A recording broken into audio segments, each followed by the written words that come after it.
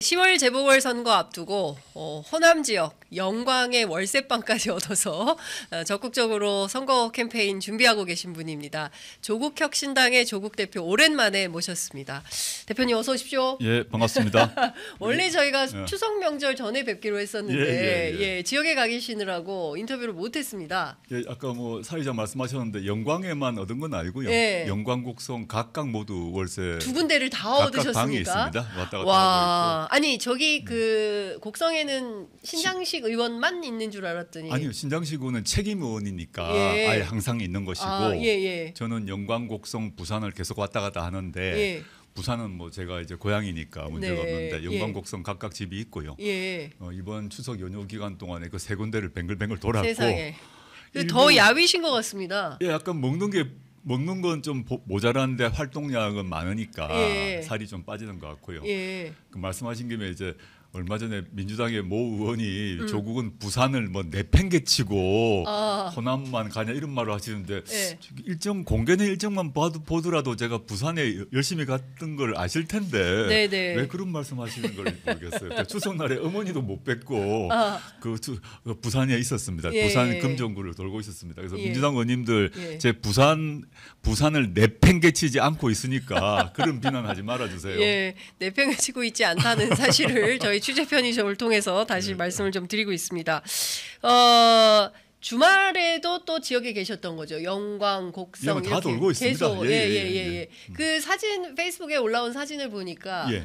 뭐 농사 짓는 사진도 올라오고 또 멜론 받으시는 것도 있고 토란 얘기도 있고 예, 실제로 지역을 이렇게 쭉 다니시면서 뭐 여론을 많이 들으실 텐데요. 어떤 말씀들을 제일 많이 하십니까? 시민들께서. 토란 캐는 사진 같은 경우는 이제 곡성에서 사진인데요. 네. 그 외 영광도 뭐 여러 가지 유사한 이런 일정을 소화하고 있는데 네. 영광과 곡성에서 만나는 시민들 같은 경우 거의 공통된 얘기입니다. 이제 민주당이 이 지역에서는 집권당이다. 그러다 보니 유권자들은 선택지가 전혀 없었다. 아, 그래서 민주당이 공천하면 찍는 것밖에 없는데 예. 이번에는 조국혁신당이 내주니까 흥미진진하다. 그래서 그 이전과 달리 두 당의 그 정책 공약 비교해 볼 수 있고 또 각 후보들도 비교해 볼 수 좋다라고 하세요. 물론 이제 민주당 입장에서는 그냥 후보만 내면 당선되는 그런 상황이니까 조국혁신당의 도전이 불편하겠죠. 네. 근데 선거란 것이 경쟁 없이 되겠습니까? 또 정치란 게 경쟁 없이 되겠습니까? 그래서 저는 좀 그런 불편함들을 넘어서야 된다고 생각을 하고 네. 실제 각종 여론조사에서도 그러하고 실제 제가 만나는 영광 곡성의 유권자들도 그러하고 기본적으로는 좋다. 이제 그 이전과 다른 상황이라서 너무 좋다. 네. 그리고 전국에서 영광 곡성에 관심이 집중되고 있지 않습니까? 네. 오늘 이재명 대표께서 영광 곡성에 내려간다고 들었습니다만은 네. 그러다 보니 최고위원회 회의 때문에. 그 유권자들은 좋아하세요. 즐겁다 하시고 네. 그 이전과 다르게 새로운 선택지 하나가 있게 되어서 비교 형량을 해볼 수 있었다, 할 수 있다란 말 꼭 하십니다. 네. 그 어쨌든 그 호남 지역에서는 그런 말씀들을 주로 들으시고 네네. 부산의 유권자들은 주로 어떤 말씀들을 하십니까? 부산 금정구 같은 경우는 지금 8번의 선거에서 7번이 국민의힘 계열이다 이겼습니다. 매우 그 이른바 험진 거죠. 그래서 조국혁신당과 민주당이 따로따로 있으면 필패해야 한다는 것은 상식에 속하기 때문에 제가 이제 저도 그랬고 후보도 그랬고 빨리 단일화를 하자. 그럼 단일화 테이블을 만들어야 되지 않겠습니까? 네. 그리고 단일화 방식도 논의를 하자라고 얘기를 했고 가능하면 후보 등록 전에 하자라는 얘기를 여러 번 했는데 지금 이 순간까지 민주당은 답은 없습니다. 그래서 뭐 단일화 전 결국은 하실 거라고 생각을 하는데 예. 저는 후보 등록하고 공보물 뭐 발송하고 이런 절차를 다 끝나고 하게 되면 네. 비용도 비용이지만 유권자 입장에서는 좀 헷갈릴 수 있거든요. 저는 그래서 단일화를 빨리 하고 누가 되든 간에 네. 저는 후보들이 공개 토론하고 시민들이 그 지역 유권자들이 판정하고 난 뒤에 뭐 여론조사 등의 방식으로 단일화되면 조국혁신당하고 민주당이 공동선대위원회를 만들어서 네. 공동선거운동하고 예를 들어서 뭐 저도 또는 이재명 대표도 부산에서 같이 선거운동하면 되잖아요. 예. 뭐 몇 가지 좀 여쭤봐야 될 것 같은데 예, 예. 일단 이재명 대표하고 사이가 좋으시지 않습니까? 예, 예. 그 백주 각 일병 하실 정도로 사이가 좋으신데 이걸 뭐 두 분이 좀 만나서 정치적 타협 또는 뭐 정치적 협상을 해보실 수도 있는 거 아닙니까? 저는 뭐 얘기할 시간이 온다고 봅니다. 근데 지금은 보니까 이제 예. 경쟁으로 들어간 국면이기 때문에 예. 그 경쟁을 먼저 해야 되는 상황 같고 어느 시점이 되면 네. 어떻게 이거를 정리할 것인가에 대한 얘기는 해봐야겠죠. 근데 예. 지금은 조국혁신당이 이제 뛰어들면서 특히 호남에서의 경쟁이 그 치열해지니까 민주당의 뭐 최고위원분들, 국회의원분들이 아주 공격을 하고 계셔서 네. 지금은 만나서 얘기하기가 좀 곤란한 상황이 아닌가 싶어요. 이 대표님 하고 네. 문자 메시지 주고 받으시고 계십니까? 최근에 못했네요. 그렇군요. 그 제가 이제 그 민주당 패널이 없으니까 예, 예. 민주당 입장에서 좀 여쭤보면 예, 물론입니다. 예. 호남에서는 경쟁하자고 하면서 부산에서 단일화하자고 하면 이게 가능한 정치 캠페인인 거냐? 너무 상식적인 캠페인이죠. 왜냐하면 차이가 있는 게 호남은 조국혁신당이 되건 민주당이 되든 관계없죠. 왜 관계없냐? 물론 민주당 입장은 다를 수 있지만 윤석열 정권을 심판하고 윤석열 정권과 싸우고 이런 데 있어서는 조국혁신당 후보가 되건 민주당 후보가 되건 관계가 없지 않습니까? 네. 그러면 그걸 전제로 누가 더 지역 맞춤형 공약을 갖고 있는지 어느 후보가 더 도덕적으로 나은지 네. 능력이 있는지 네. 뭐 이런 주민들이 알 수 있는 거죠. 그중에서 택하면 그중에 어느 누구가 되든 간에 윤석열 정권과는 대립점에 서지 않겠습니까? 근데 그 점은 문제가 아니고 오히려 이제 그 지역에 걸맞는 사람 그리고 특히 영광곡선 같은 경우 뭐 영광곡선만은 아닙니다만 네. 호남에서 많은 재보궐선거가 있었는데 주로 민주당 후보가 되지 않았겠습니까? 네. 그리고 무소속 후보도 물론 되었는데 많은 경우 재보궐선거가 일어난 이유가 있잖아요. 네. 뭐냐 하면 선거법 위반이나 그렇죠. 돈 문제거나 등등이 네. 때문에 발생한 겁니다. 지금 그 광주 전남 지역에서 또 선거법 위반 많죠. 사건들이 또 많이 나오고 예상되고 있습니다. 있고 예. 그건 단순히 뭐 이제 지방선거만이 아니라 국회의원 선거 경우도 그런 문제가 우려되는데 네. 일단 호남 지역에서 대부분 민주당이 그 이제 자리를 차지하고 있고 일부 무소속을 차지하고 있는 상태에서 조국혁신당 아예 의석이 없잖아요. 어느 자리든 간에 네네. 군수 자리건 또는 뭐 지방의회 자리든. 근데 그 내에서 여러 가지 문제가 일어났지 않습니까? 그에 네. 대해서 유권자분들은 이거 우리가 지금까지 민주당을 다 이렇게 밀어줬는데 재보궐선거하는 이유가 보통 다 그런 선거법 위반이나 돈 문제란 말입니다. 네네. 그러면 새로운 후보는 다르지 않을까라는 기대를 갖고 계세요. 그 점이 있고 부산 같은 경우는 다르죠. 네. 부산은 힘을 합해야 되는 게 힘을 합치지 않으면 무조건 국민의힘이 되기 때문입니다. 예. 근데 힘을 합쳐서 조국혁신당과 민주당이 단일 후보가 되게 되면 네. 바람일 겁니다. 저는 그렇겠죠. 지난 8번 중에 한 번을 꺾었거든요. 예. 근데 지금 따로따로 가게 되면 절대 못 이깁니다. 그럼 예. 모두 다 알고 있어요. 그러니까 조국혁신당과 민주당이 단일 후보를 내면 부산 금정구에 새로운 바람이 불면서 당선 네네. 가능성이 높아지는데 뭐 조국혁신당 민주당이 분열이 되면 해보나만 하죠. 해보나마나 해보나하고. 국민의힘이 이기는 네네. 선거다. 네네. 이런 그거는 뭐 말씀. 이미 민주당도 알고 계실 것 같고 저희는 빨리 단일화를 하자고 여러 가지 요청 호소를 하고 있어요. 예. 근데 민주당에서는 무슨 이유인지 아직까지 공식적 답변이 전혀 없다. 아하. 그 때문에 우리가 기다려볼 생각입니다. 예. 지민비조가 지난 4월 총선 캠페인에서 굉장히 중요한 슬로건이었습니다. 네네네. 그때는 상당히 민주당하고 시너지를 많이 냈었고 우연치고는 참 공교롭게 그 지역의 대표님 가실 때마다 민주당 지역구 후보가 네네. 등장해서 서로 부둥켜 안고 예. 제가 그런 장면 취재를 많이 했습니다. 맞습니다. 현장에서 맞습니다. 예. 그런데 지금 막상 그 재보선 펼쳐지니까 이 지민비조라는 게 사라진 구가 됐나라는 생각이 좀 드는데 유권자 입장에서 일단 보자면요. 첫째는 총선과 지방선거는 다르잖아요. 네. 저희가 지난 4월 10일 총선에서 제가 2월 13일 날 창당 선언을 할 때부터 지금까지 하나도 네, 변하지 네. 않은 게 있습니다. 조국혁신당의 노선인데 네. 전국에서 1대1로 윤석열 정권 심판 구도를 만들자라고 2월 13일 날 얘기했고 그때부터 한 번도 바뀐 적이 없어요. 네. 1대1 선거 구도를 만들기 위해서 지난 총선에서는 저 지역구에 하나도 안 낸 겁니다. 네. 그래서 그 조국혁신당을 지지한 분들에게 지역구를 민주당 찍으라고 저희가 얘기를 했습니다. 근데 많은 분들이 약간 착각을 하고 있는 게 민주당의 공식 입장은 지민비조 아니었습니다. 그렇죠. 1번과 3번 찍자였잖아요. 예, 13, 예, 뭐 1번과 9번 찍자 아니었습니다. 그래서 예. 지금 1번과 9번 찍자고 하는 것은 민주당의 공식 입장이 아니라 범민주 진보 유권자들의 집단지성의 판단이지 민주당은 이른바 몰빵론이라는 걸 했지 않습니까? 맞습니다. 1번, 3번을 찍자가 민주당의 공식 입장입니다. 물론 민주당원분들 중에서 많은 분들이 1번, 3번을 찍지 않고 1번, 9번을 선택해 주셨죠. 지민비조를 선택해 주신 겁니다. 네. 너무 감사하게 생각한다 하고 다시 한번 감사하다는 말씀 드리고 제 말은 그 시기든 지금 시기든 1대1 구도를 만들던 것이 조국혁신당의 입장이고 그럼 바뀐 게 없어요. 네. 그러면 이제 부산에서는 당연히 1대1 구도를 만들어야 되죠. 그런데 호남에서는 왜 경쟁하냐? 경쟁이 지방 혁신에 도움되기 때문입니다. 그리고 그 호남 같은 경우는 호남에서 국민의힘 후보가 지금 나왔는지 안 나왔는지도 잘 모르겠고 나왔다 하더라도 아무 의미가 없어서 윤석열 정권 심판을 한다는 의미가 없어요 지금. 네. 그러면 뭐가 남느냐?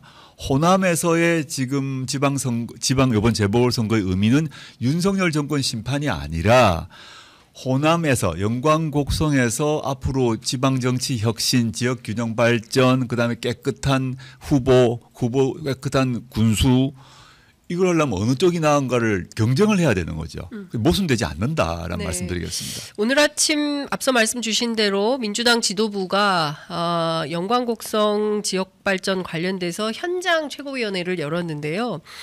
박찬대 원내대표는 영광곡성 지역발전에는 민주당이 더 유리하다. 무소속이나 소수정당이 더 잘하겠는가 아니면 국회 과반 의석을 가진 정당이 예산 확보를 더 잘하겠는가 이런 말씀하셨고요. 이재명 대표는 더 세게 말씀하셨습니다. 영광 재보선 선거에서 민주당이 부진할 때는 민주당 지도 체제에 위기가 올 수도 있다. 뭐 이런 얘기 하셨습니다. 2기 민주당 지도부를 맡아서 첫 번째 선거를 치르는 것인데 결과가 이상하게 나오면 민주당 지도체제 전체의 위기를 들고 올 수가 있다. 별거 아니긴 하지만 이런 얘기를 했다가 별거 아니긴 하지만이라는 발언은 주워 담으면서 좀 뭐 본인의 표현이 잘못했던 것 같다라고 했지만 소규모 보선이긴 한데 이게 가지는 의미가 적지 않다. 그러니까 무슨 얘기냐면 실제로 위기가 올 수도 있다 이렇게 판단을 하는 것입니다. 민주당에서 이제 영광곡성 선거 대책을 하기 위해서 현역 국회의원 또 전현직 도의원, 시의원 다 모아서 300명의 선거대책위원회를 만들었습니다. 300명. 300명. 어마어마한 규모죠. 예. 저희는 국회의원 다 해도 12명밖에 안 되고 12명을 부산, 영광, 곡성에 나눴기 때문에 네. 그 각 지역별로 의원은 4명씩밖에 안 됩니다. 그리고 저희 조직 규모가 민주당에 비하면 뭐 20분의 1도 안 되죠, 아예. 예. 그리고 그 영광곡성 선거에 대해서 얼마 전에 우리 김민석 최고위원이 문자를 보냈는데 보니까 뭐 동네 선거 이런 말을 썼더라고요. 왜 예. 동네 선거에 조국혁신당이 관심을 갖느냐 그러면서 서울에는 왜 신경 안 쓰냐 이렇게 했던데 역설적으로 저는 동네 선거라고 생각하지 않아요. 매우 중요한 의미를 갖는 지역 혁신, 지방 정치의 변화를 도모할 수 있는 첫 번째 단추라고 생각합니다. 그래서 저는 동네 선거라는 표현을 쓰지 않는데 하여튼 그런데 동네 선거라고 김민석 의원이 얘기했던 바로 그 지역에 300명으로 구성된 메머드 선대위를 만들었지 않습니까? 네. 저는 이 점에서 근데 그에 비하면 조국혁신당은 정말 규모가 적어요. 그런데 왜 영광곡성에 가면 많은 사람들이 현장에서 그렇고 여론조사에 있어서도 비등비등하냐. 이거를 봐야 된다고 봅니다. 조직적 규모에서 비교도 안 되고 저희는 신생정당이고 국회의원 수로도 171대 12인데 왜 현장에는 그런 비등비등한 결과가 지역 방송, 지역 언론에서 나왔지 않습니까? 그 이유는 지금까지 민주당에 대해서 호남 그 유권자들이 존중을 하고 또 필요성을 당연히 인정을 합니다. 그런데 지금 특히 지방선거에서 민주당 후보가 뭐 시장, 시장, 군수, 시도의원이 되었는데 그 뒤로 여러 가지 문제가 발생했다는 건 다 알고 계세요. 중앙에서 말을 하나하나 안 하고 저도 하나하나의 개별 사건에서 말은 하지 않겠습니다. 네. 어떤 일이 있었는지 왜 재보궐선거가 일어난지는 다 알고 계세요. 네. 그렇기 때문에 지역의 유권자분들은 이제는 경쟁이 필요한 것 같아. 민주당이라고만 해서 찍어주는 것은 아닌 것 같아라고 말씀하시는 거고 네. 이번에 나온 민주당의 후보, 혁신당 후보를 비교해 보시고 계세요. 그전 비교를 하지 않으셨죠. 네. 그거 말씀드리고 싶고 박찬대 대표께서 그런 말을 하신 아까 들어보니 저는 못 들었습니다만 저도 최고위원회가 있어가지고 네. 못 들었는데 예산 필요하죠. 당연히 예산 필요할 때는 그는 그 민주당과 조국혁신당 힘을 합해서 예산을 마련할 것인데 예산 문제와 관련해서 저는 이런 말씀 꼭 드리고 싶은데 민주당에서 확정하지는 않았지만 종합부동산세 폐지 또는 대폭 완화를 주장해왔지 않습니까? 네. 지금 확정은 안 졌어요. 네. 조국혁신당은 당의 반대해오고 있습니다. 종부세. 예. 근데 이게 연관곡선과 직결되는 문제입니다. 종부세를 폐지하거나 대폭 완화하게 되면 법에 따라 종부세를 강남 3구 등에서 걷어가지고 법에 따라 지방교부세로 가서 지방에 가게 돼 있거든요. 그렇습니다. 근데 그걸 없애고 어떻게 연관곡선 예산은 어떻게 확보하죠? 다른 데서 가져옵니까?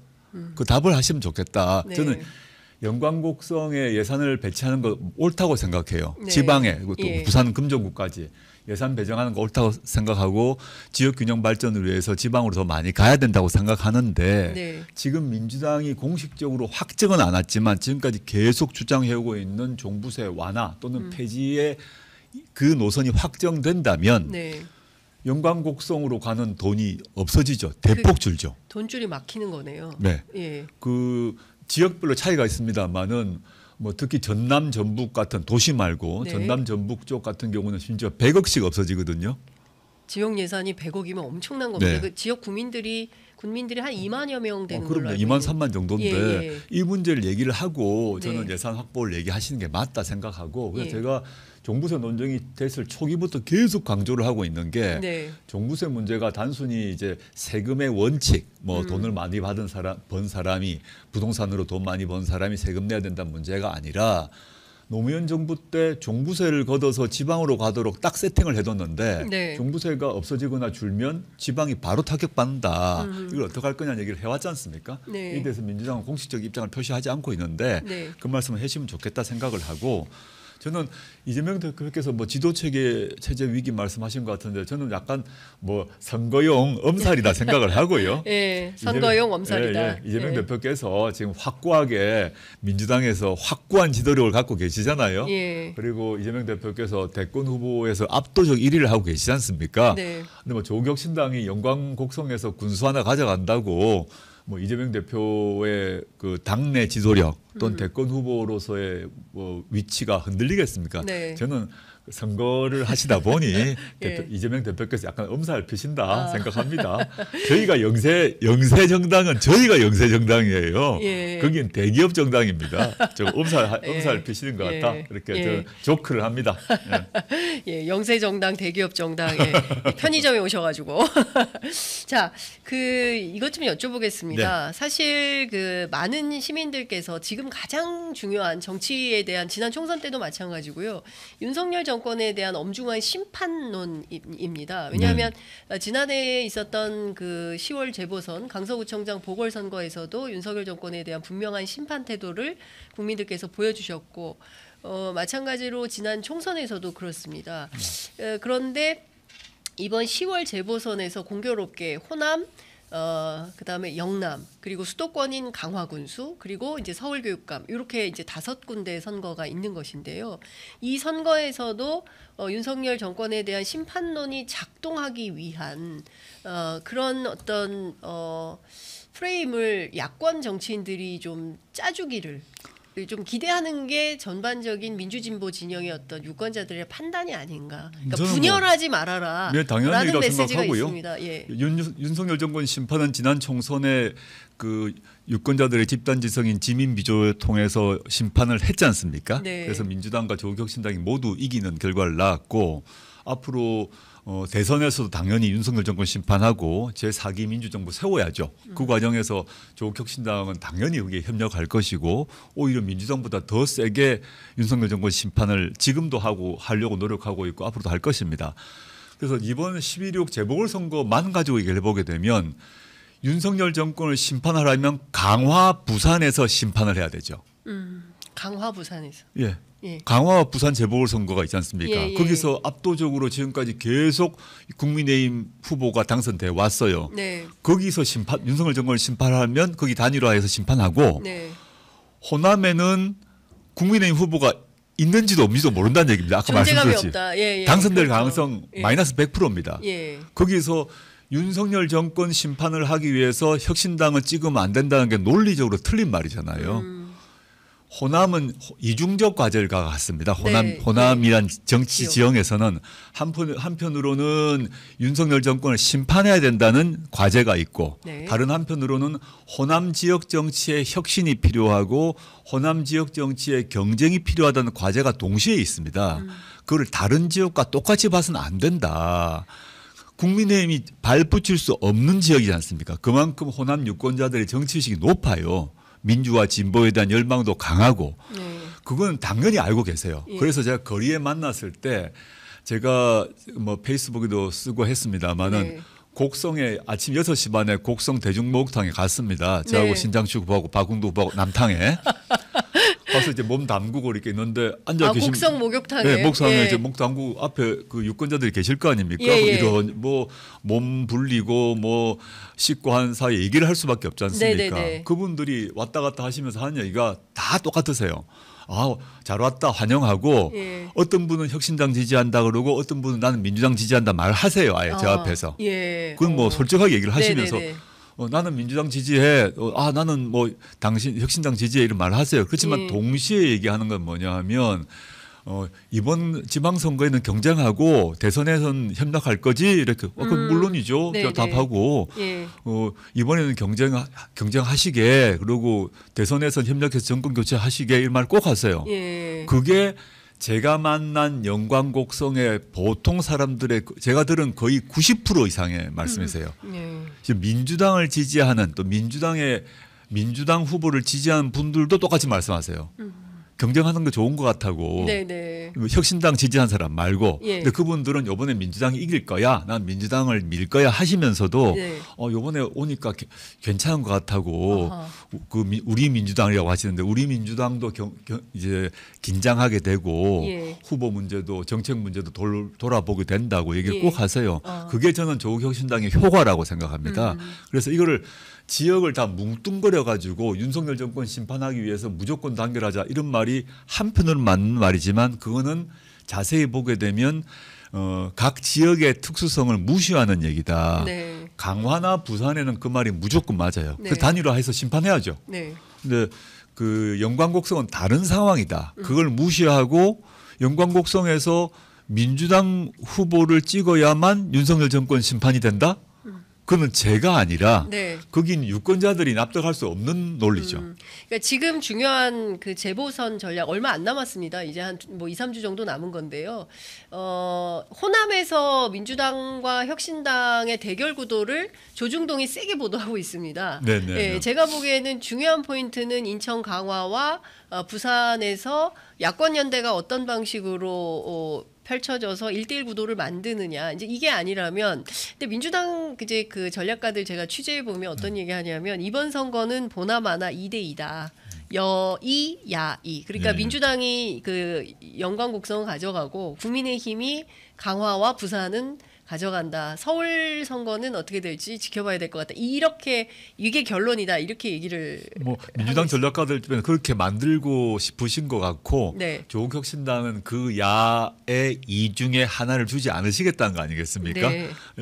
그래서 이제 강화와 부산은 무조건 국민의힘, 호남 두 곳은 모두 민주당이 가져가야 된다는 것이 민주당의 목표겠죠.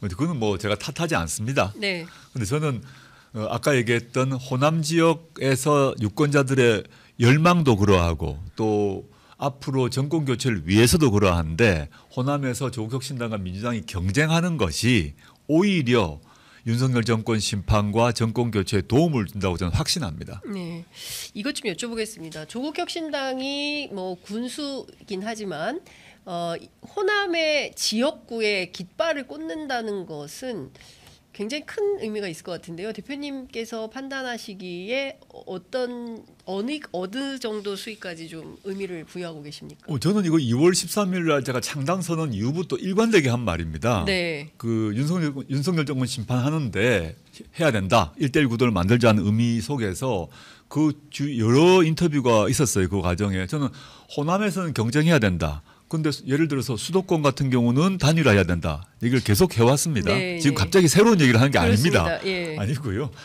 호남 같은 경우는 지금 호남에서 이번에 군수 또 향후에 또 내년에 또 생길 것 같단 말입니다. 내년 4월에 재보궐선거가 또 예상되는데 그 경우도 조국혁신당 후보를 낼 겁니다. 네. 그리고 26년 6월에 지방선거가 전국적으로 열리지 않습니까? 네. 그 경우도 저는 호남에 낼 겁니다. 그것도 다른 지역도 이제 고민을 해봐야 되는데 호남만 질문하시니까 저는 호남을 두고 뭐 조국혁신당과 민주당 영토 싸움 이런 얘기하는데 그런 차원이 아니라 호남 유권자 입장에서는 조국혁신당이나 민주당이나 윤석열 심판을 위한 도구 이 점에서 같습니다. 네. 그 차이가 뭐냐면 호남 정치의 혁신.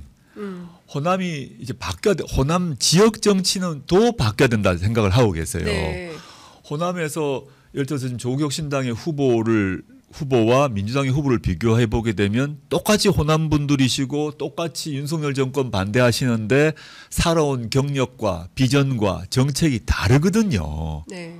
윤석열 정권에 반대한 점은 같지만 그 삶이 다르단 말입니다. 그러면 무조건 앞으로 민주당 후보만 선택이 돼야 된다? 이게 호남 유권자에게